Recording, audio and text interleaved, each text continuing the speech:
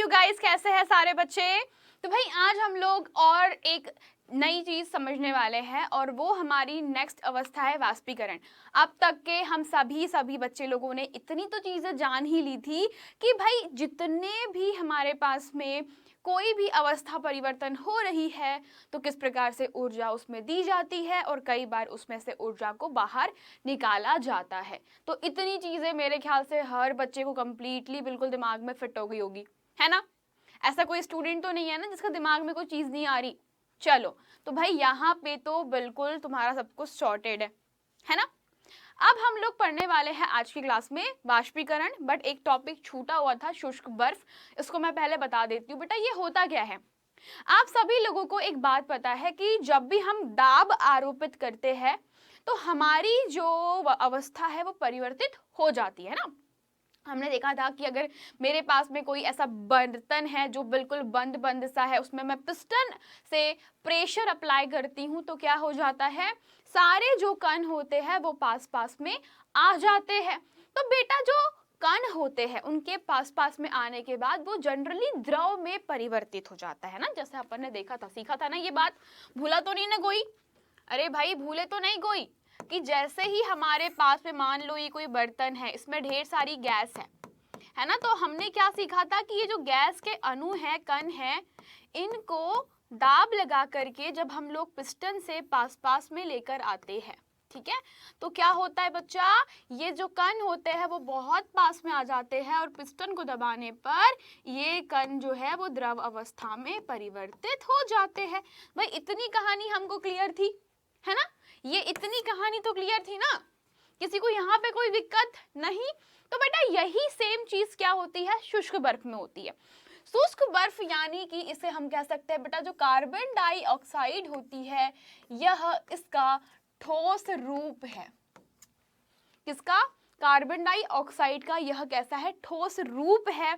और इसके लिए आप कह सकते हो इसमें क्या होता है कि जैसे ही हम किसी पिस्टन के द्वारा, बेटा मान लीजिए कि ये हमारा कोई पिस्टन है, ठीक है, मान लीजिए मेरे पास में ये पिस्टन है और यहाँ पे बेटा ये बर्तन के अंदर पिस्टन पे क्या कर रहे हैं हम, कार्बन डाइऑक्साइड को रख करके हमने क्या किया, दबाव डाला।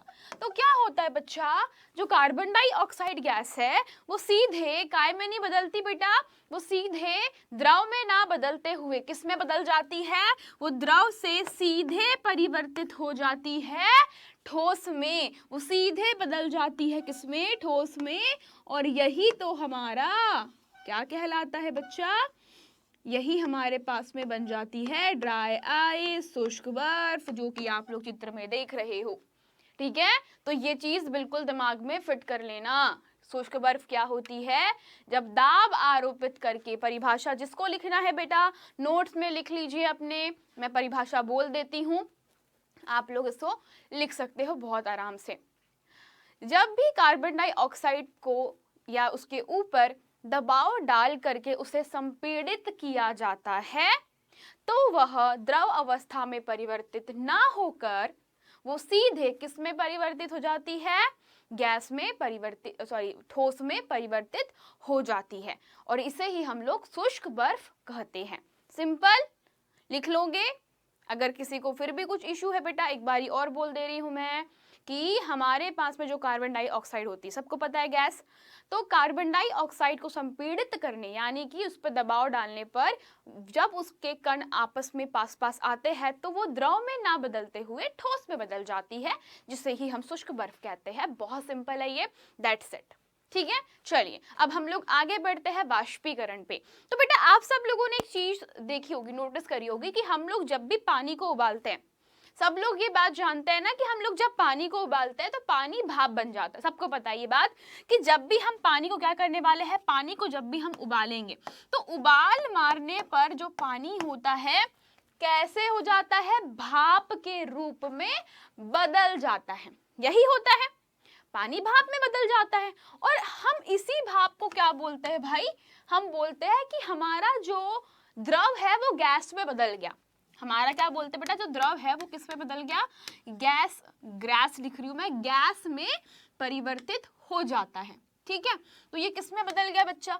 गैस में बदल गया। लेकिन there is a reason, there is a problem. What problem बच्चा?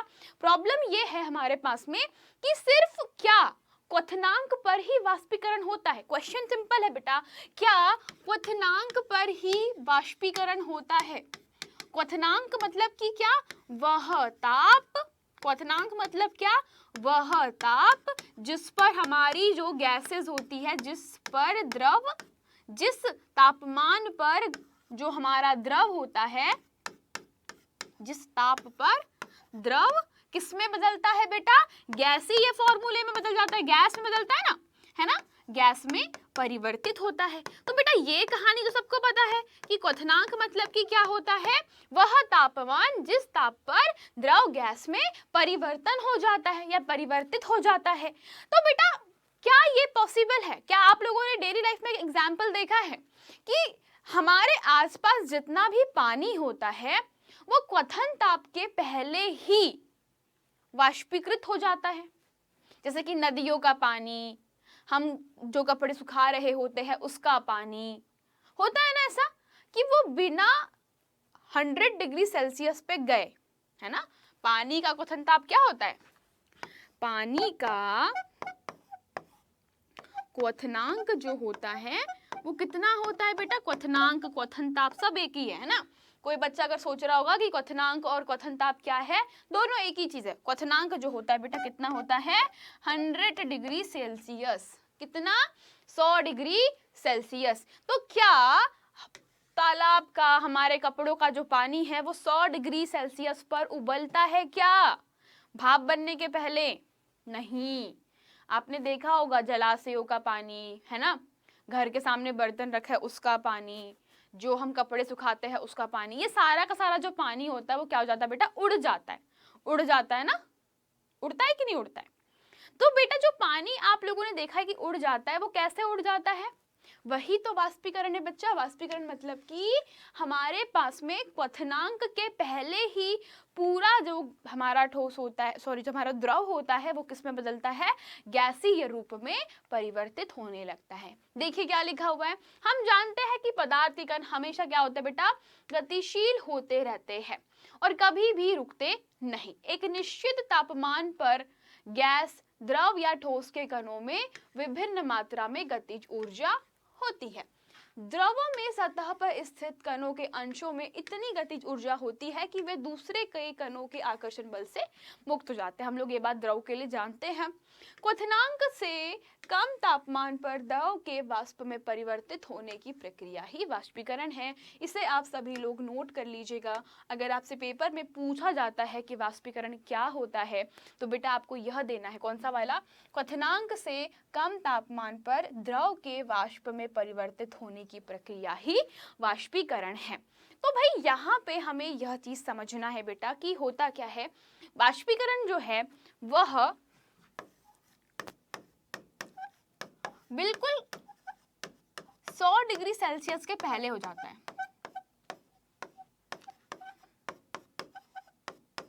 ना।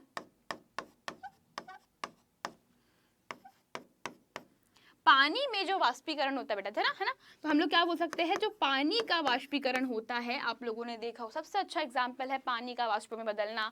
तो बेटा पानी वाष्पीकरण जो होता है वो 100 डिग्री से कम ताप पर हो जाता है और हमें पता भी नहीं चलता। तो ऐसा क्यों होता है? बहुत सिंपल सा रीजन है बेटा। बहुत सारे ऐसे कारक होते हैं जो क्या करते हैं?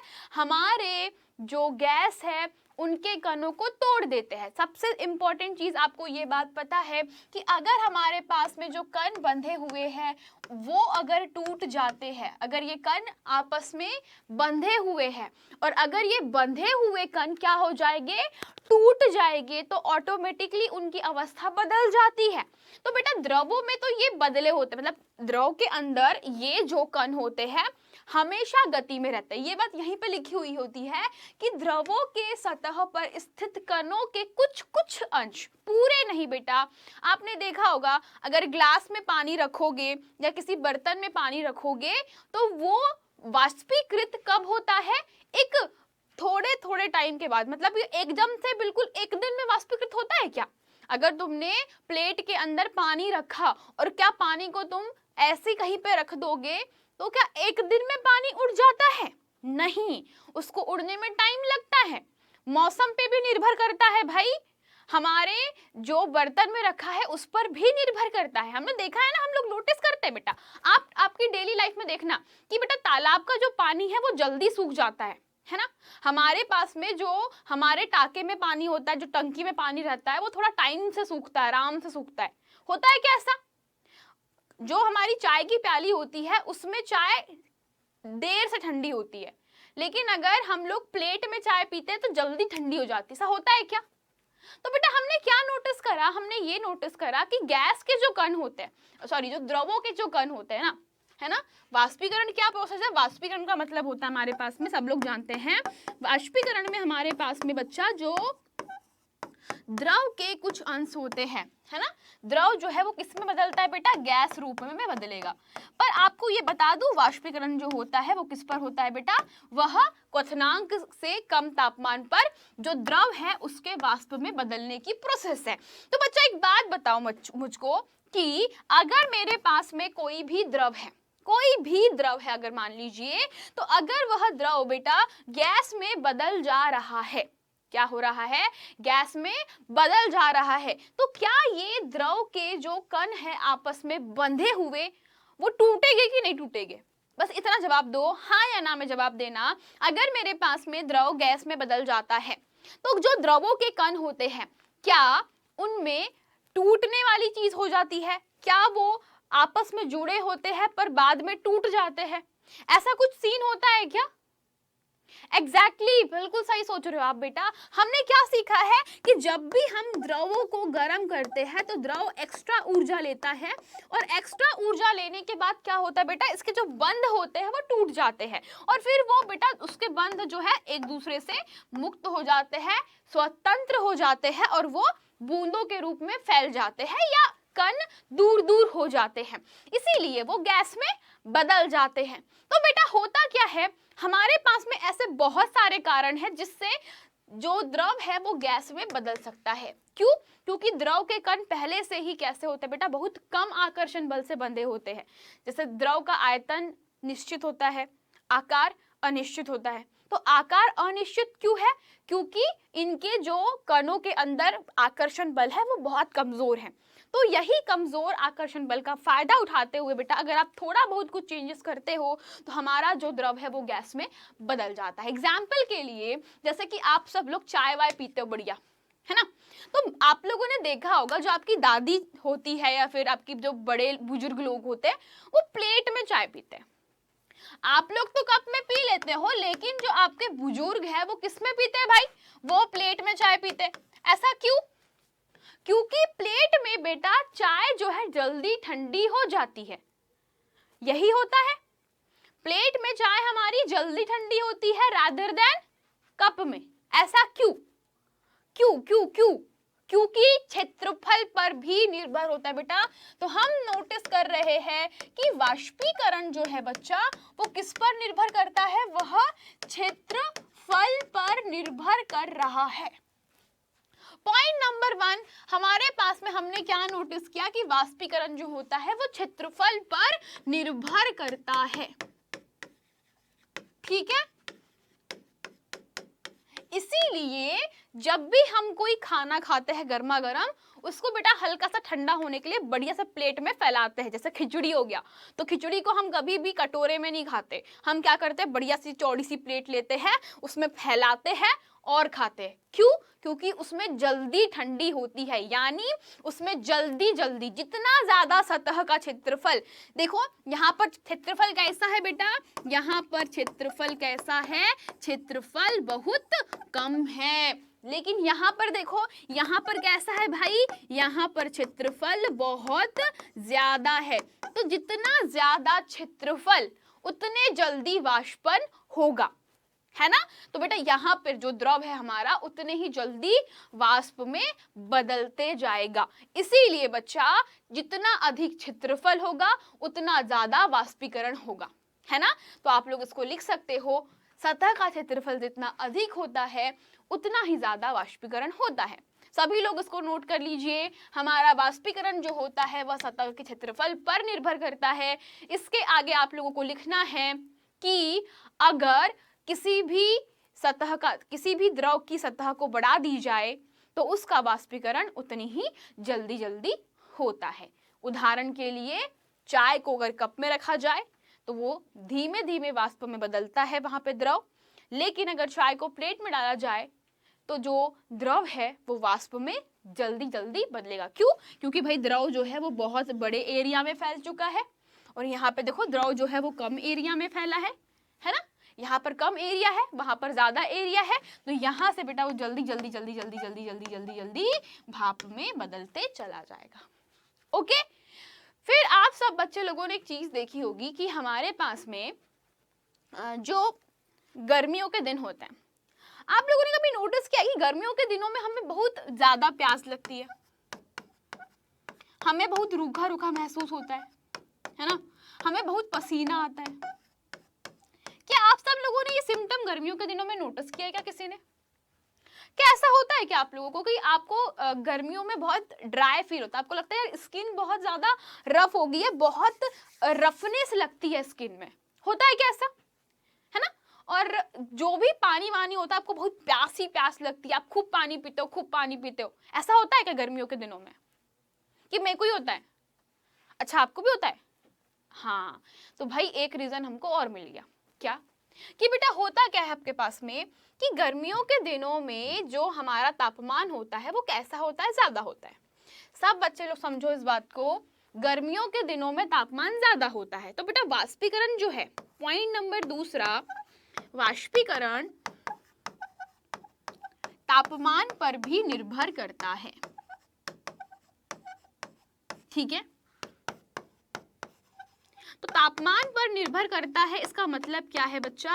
इसका मतलब यह है कि हमारे पास में होने वाला जो भी वाष्पीकरण होता है उसका जितना अधिक तापमान, यानी कि अगर तापमान ज्यादा होता है तो वाष्पीकरण उतना ही ज्यादा होता है।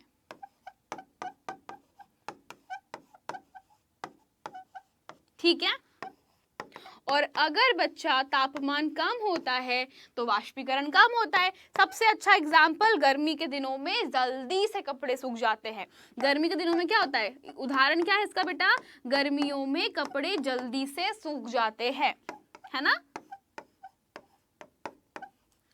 और वही किसी अन्य दिनों में नहीं सूखते। ठीक है, तो इसमें क्या होता है कि बेटा तापमान बढ़ाने पर आपको पता है कणों की गतिज ऊर्जा बढ़ जाती है। आपको सबको पता है कि जब भी बेटा तापमान बढ़ता है कणों की गतिज ऊर्जा ऑटोमेटिकली बढ़ने लगती है, और जैसे जैसे कणों की गतिज ऊर्जा बढ़ती है वाष्पीकरण तेजी से होता है। यही बात है, तो तापमान बढ़ाने पर कणों की गतिज ऊर्जा बढ़ जाती है। अगर आप लोग लिखना चाहते हो तो लिख लीजिए, कणों की गतिज ऊर्जा, कणों के बीच में या बेटा कणों का या द्रवों का तापमान बढ़ाने पर उनके अणुओं के बीच जो लगने वाला आकर्षण बल है वो टूट जाता है, क्योंकि कणों की गतिज ऊर्जा बढ़ जाती है ना। और जब कणों की गतिज ऊर्जा बढ़ जाती है तो वो आसानी से बंध तोड़ देते हैं और द्रव से वाष्प में, यानी कि द्रव से गैसीय अवस्था में बदल जाते हैं। अतः तापमान बढ़ाने पर जो हमारे वाष्पीकरण है वह तेज हो जाता है। सिंपल, वाष्पीकरण की जो दर होती है वो कैसी हो जाती है? तेज हो जाती है। तो आपको ये पूरा डेफिनेशन लिख लेना है नोट्स में प्रॉपर तरीके से। अब भाई एक और चीज आप लोगों ने नोटिस करी होगी, हमको ह्यूमिडिटी बहुत होती है। अभी जो मौसम चल रहा है, अभी जो ये जून जुलाई वाला मौसम होता है, इसमें तुमने नोटिस करा है बहुत अजीब सा नमी सा मौसम होता है, चिपचिपा सा लगता है। ऐसा होता है क्या? बारिश के दिनों में बहुत चिपचिपा सा लगता है, पता नहीं अजीब सा पसीना आ रहा होता है, बॉडी में ऐसा लगता है किसी ने जैसे गोंद वोंद चिपका दिया, वैसे बिल्कुल चिप चिप चिप चिप लगता है। होता है क्या ऐसा? बिल्कुल एग्जैक्टली। तो ये बच्चों कहलाता है कि आर्द्रता की मात्रा पर भी हमारा वाष्पीकरण डिपेंड करता है ना। आर्द्रता की मात्रा, आर्द्रता का मतलब होता है बेटा नमी। अगर कोई बच्चा नहीं जानता हो आर्द्रता का मतलब क्या होता है, उसे बता देती हूँ, ह्यूमिडिटी या नमी आर्द्रता की मात्रा होती है। तो बेटा पॉइंट नंबर तीसरा, हमारा जो वाष्पीकरण है वो आर्द्रता की मात्रा पर भी निर्भर करता है।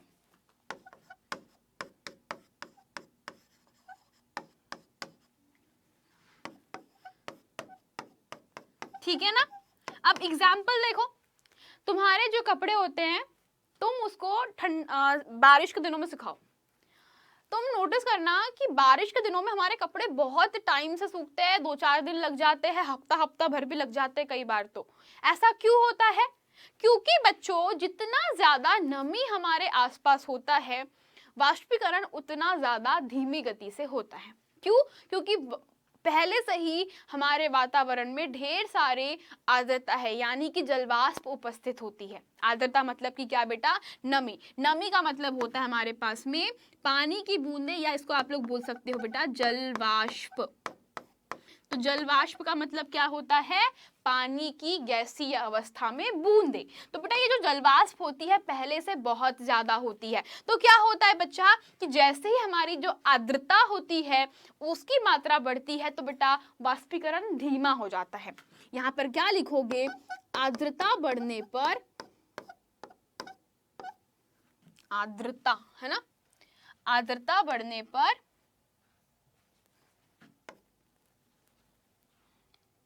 एक सेकेंड बेटा, है ना, आर्द्रता बढ़ने पर वाष्पीकरण धीमा हो जाता है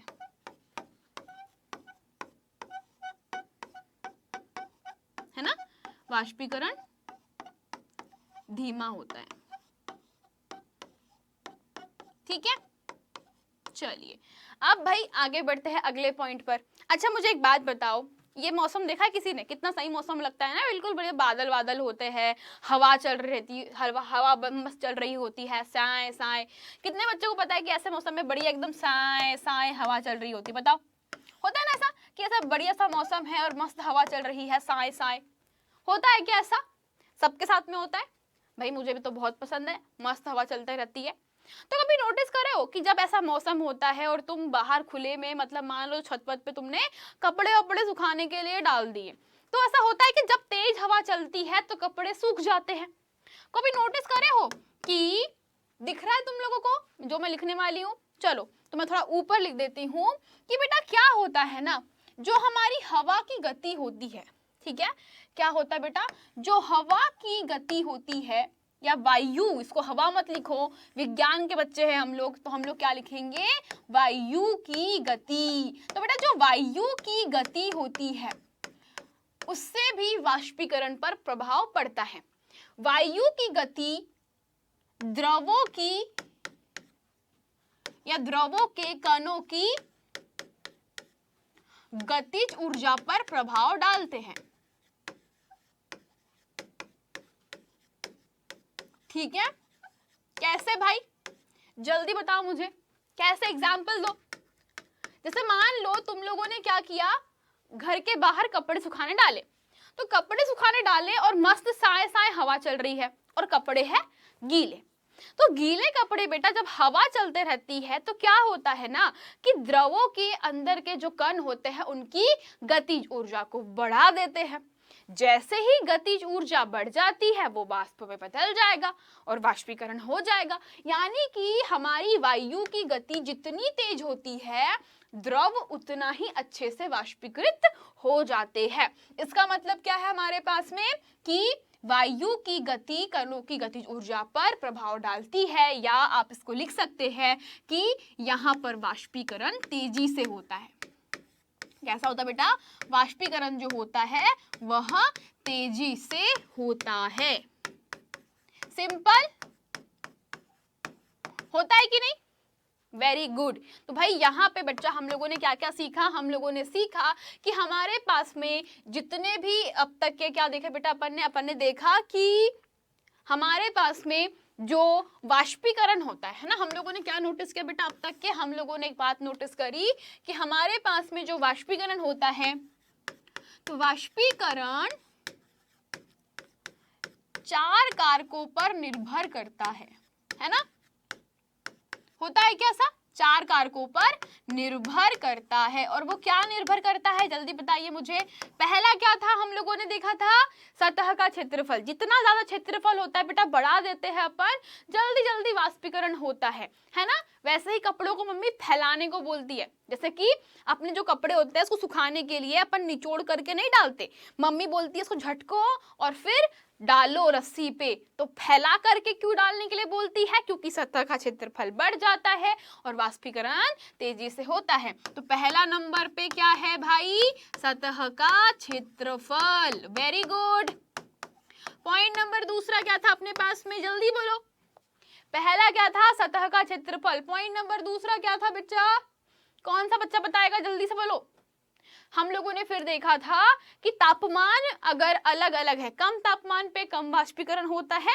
जैसे कि ठंडी के दिनों में कपड़े लेट से सूखते हैं और गर्मी के दिनों में जल्दी जल्दी कपड़े सूख जाते हैं। तो बेटा हम लोगों ने क्या देखा था कि हमारा जो तापमान होता है उस पर भी निर्भर करता है। पॉइंट नंबर तीसरा हम लोगों ने देखा था आर्द्रता के ऊपर भी निर्भर करता है ना। और पॉइंट नंबर फोर्थ था हमारे पास में वायु की गतिज ऊर्जा या वायु की गति। ठीक है, तो इतने पॉइंट्स के ऊपर हमारा जो वाष्पीकरण होता है वह डिपेंड करता है। आई होप सबको दिखाई पड़ रहा होगा अच्छे से, है कि नहीं। ठीक है, चलिए तो अब भाई आगे बढ़ते हैं। अब हमें जानना है कि आप लोगों ने नोटिस किया होगा कि जहां पर हम लोग पानी वानी डालते रहते हैं वो चीजें हल्की सी ठंडी हो जाती है ना। तो क्या होता है बेटा, वाष्पीकरण के कारण ना हमारे पास में आसपास की जो चीजें होती है बहुत ठंडी ठंडी से लगने लगती है। जैसे कि आप लोगों ने देखा होगा कि जब आप किसी बर्तन को खोल करके रख देते हो तो उसका तापमान डाउन हो जाता है, यानी कि बहुत ज्यादा कम हो जाता है। तो खुले बर्तन में रखे द्रव में निरंतर वाष्पीकरण होता रहता है। वाष्पीकरण के दौरान कम हुई ऊर्जा को पुनः प्राप्त करने के लिए द्रव के कण अपने पास के ऊर्जा को अवशोषित कर लेते हैं। इस तरह से आसपास के ऊर्जा के अवशोषित होने के कारण खुले बर्तन का पानी जो होता है वो थोड़ा ठंडा रहता है। कभी नोटिस करना बच्चा कि जो भी खुला बर्तन होता है, तुमने इसमें मान लो पानी वानी रख दिया है ना, तो क्या होगा, जैसा मान लो ये हमारे पास में खुला बर्तन, तो क्या बोल रहा है बेटा कि हमेशा इसका जो पानी, तुमको पता है कि बर्तन अगर खुला है तो ऊपर के कण जो है द्रव के क्या होंगे, वो वाष्पीकृत होते हैं। तो वाष्पीकरण होना मतलब कि क्या हो जा रहा है बेटा, ऊर्जा इन्होंने एक्स्ट्रा ग्रहण कर लिया। उन्होंने क्या किया, वाष्पीकरण होते रहता है तो आपको पता है कि वाष्पीकरण होने के लिए हमको ऊर्जा की आवश्यकता होती है। तो क्या करती है बेटा, यहाँ पर जो ऊर्जा की कमी होती है ना, उसके लिए जो अगल बगल की जो ऊर्जा होती है उसको हमारा जो द्रव होता है वो अवशोषित कर लेता है और उसके कारण यहाँ पर थोड़ी सी आसपास जो होती है बेटा शीतलता बनी रहती है, यानी कि आपको उसके आसपास ठंडा ठंडा लगता है। यही होता है ना, बढ़िया। अब बच्चों तुम लोगों ने देखा होगा एसीटोन। एसीटोन एक आपका केमिकल होता है जो नेल पॉलिश के लिए यूज किया जाता है ना। जब नेल पॉलिश को रिमूव करते हैं ना तो बेटा नेल पॉलिश रिमूवर में वो लगा होता है, उसे हम लोग बोलते हैं एसीटोन। तो बेटा एसीटोन जो होता है वो जैसे ही आपकी हथेली पर गिराते हैं तो वो आपको बहुत ठंडा लगता है। ऐसा क्यों होता है, क्योंकि बेटा आपकी हथेली या उसके आसपास से जो इसके कण होते हैं वो ऊर्जा प्राप्त कर लेते हैं। जैसे ही एसीटोन को आपकी हथेली पर डालते हैं बेटा, आपको पता है कि आपकी बॉडी में एनर्जी है, तो वो एनर्जी को क्या करते हैं, अवशोषित करते हैं और आपकी हथेली में ऊर्जा जो होती है वो कम हो जाती है। तो ऊष्मा कम मतलब कि तापमान कम, और तापमान कम होगा दैट मीन्स वो ठंडा ठंडा लगता है। अरे सिंपल लॉजिक है। जैसे ही आपने एसीटोन को हाथ पर गिराया तो क्या होगा बेटा, हाथ पर गिराते से ही, मान लो ये तुम्हारा हाथ है, ठीक है, अच्छा हाथ कम लग रहा है, थोड़ा सा और अच्छे से बना लेते हैं। मान लो ये तुम्हारा हाथ है, ठीक है, ठीक। अब बेटा इस हाथ पर जैसे ही तुमने क्या करा, एसीटोन गिराया, तो बेटा एसीटोन को गिराने के बाद क्या होगा, इसका काम होता है जैसे ये गिरेगा तो ये आपके हाथ की जो ऊष्मा होती है ना उसको अवशोषित करके वो वाष्प में बदल जाता है। एसीटोन देखना बहुत जल्दी वाष्प में बदल जाता है, एकदम गिरता है उड़ जाता है।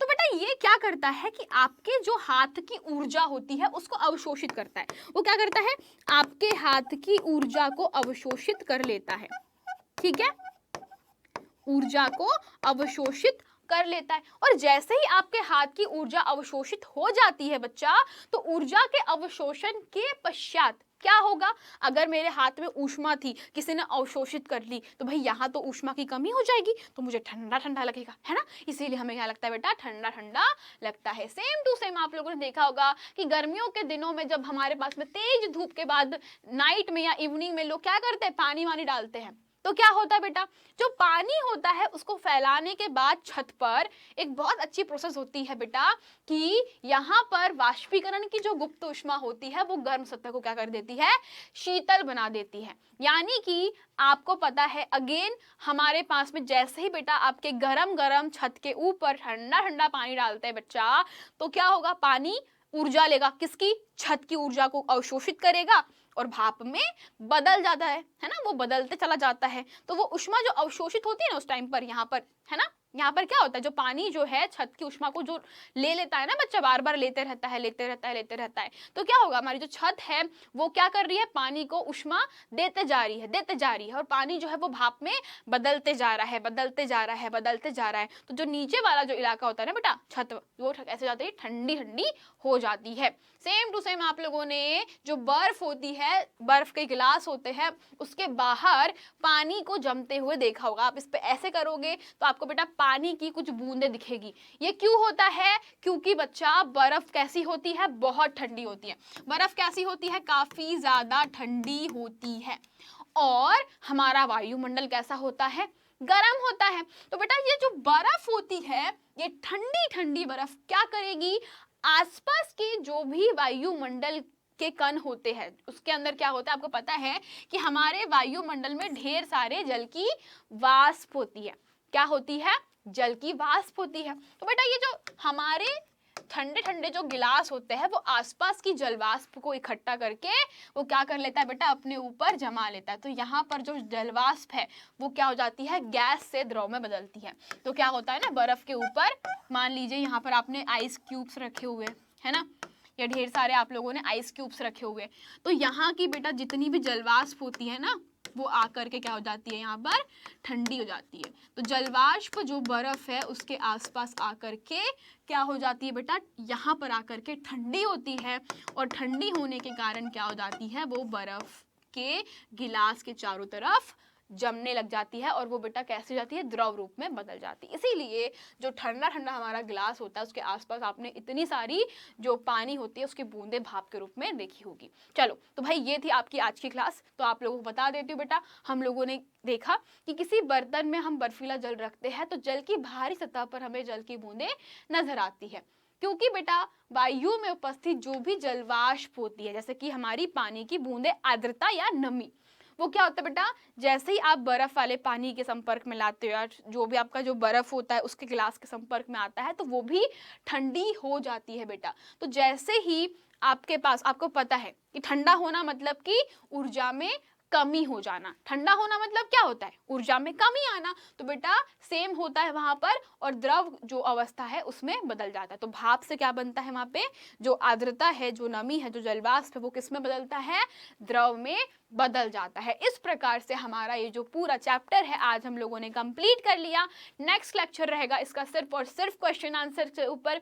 तो मिलता है बच्चों अगली क्लास में कुछ क्वेश्चन आंसर्स के साथ में जो इंपॉर्टेंट है। तब तक के लिए चलते हैं, टाटा बाय बाय, सी या इन नेक्स्ट क्लास।